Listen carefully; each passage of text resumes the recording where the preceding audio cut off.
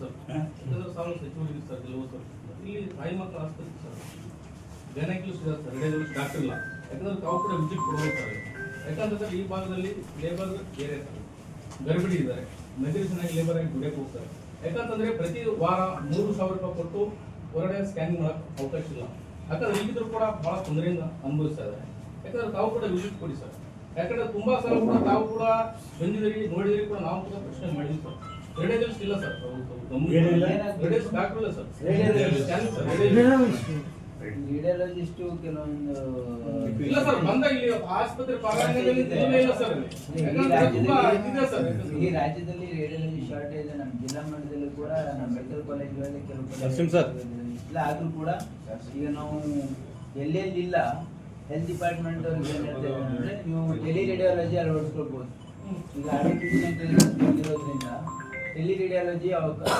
ಅವಕಾಶ ಇದೆ ನಾವು ಕೂಡ ಕೆಲವೊಂದು ಎಲ್ಲ ರಿಮೋಟ್ ಹಾಸ್ಪಿಟಲ್ ಅಲ್ಲಿ ಟೆಲಿ ರೇಡಿಯಾಲಜಿ ಯೂಸ್ ಮಾಡ್ತಾ ಇದ್ದೀವಿ ಅಂದ್ರೆ ನೀವು ಸ್ಕ್ಯಾನ್ ಅಪ್ಲೋಡ್ ಮಾಡಿದ್ರೆ ಇಮಿಡಿಯೇಟ್ಲಿ ರಿಪೋರ್ಟ್ ಕೊಡ್ತಾರೆ 1 ಗಂಟೆ ಅರ್ಧ ಗಂಟೆಯಲ್ಲಿ ಅದನ್ನು ಉಪಯೋಗ ಮಾಡ್ಲಿಕ್ಕೆ ನಾನು ಕೂಡ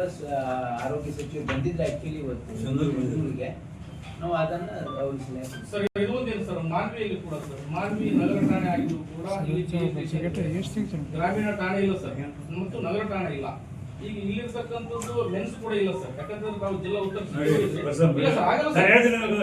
ಅದಕ್ಕೆಲ್ಲ ನೀವು ಅರ್ಥ ಮಾಡ್ಕೊಂಡು ನಮ್ಮ ಮಾತು ಕೇಳಿ ಕಾಡಿ ಬಂದ ಕೇಳಿ ಅವೆಲ್ಲ ಡಿಪೆಂಡ್ ಅಪಾನ್ ದಿ ಕೇಸಸ್ ಮೇಲೆ ನೀನು ಹೇಳಿದಾಗ ನಾನು ಹೇಳಿದಾಗ ಅವರು ಓವರಾಲ್ ಸ್ಟೇಟ್ ಇಂದ ನೋಡಿ ಇಲ್ಲಿ ಪೊಲೀಸ್ ಇಲಾಖೆ ಒತ್ತಡದಿಂದ ಬರ್ತಾರೆ ನಮಗೋಸ್ಕರ ಅಲ್ಲ ಯಾಕಂತಂದ್ರೆ ಅವರು ನಿತ್ರ ಅಧೀನದಿಂದ ಬರ್ತಾರೆ ಈಗ ಈ ಸಿಂಸ ಏನಿತ್ತು ಓವರಾಲ್ ಸ್ಟೇಟ್ ಅಲ್ಲಿ ಈಗ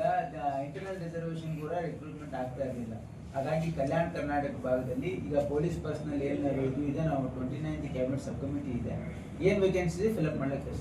ಸರ್ ಈ ಮಳೆಯಿಂದ ಸರ್ ಹತ್ತಿ ಬೆಳೆ ಇದಾಗಿದೆ ಸರ್ ಈ ಮಳೆ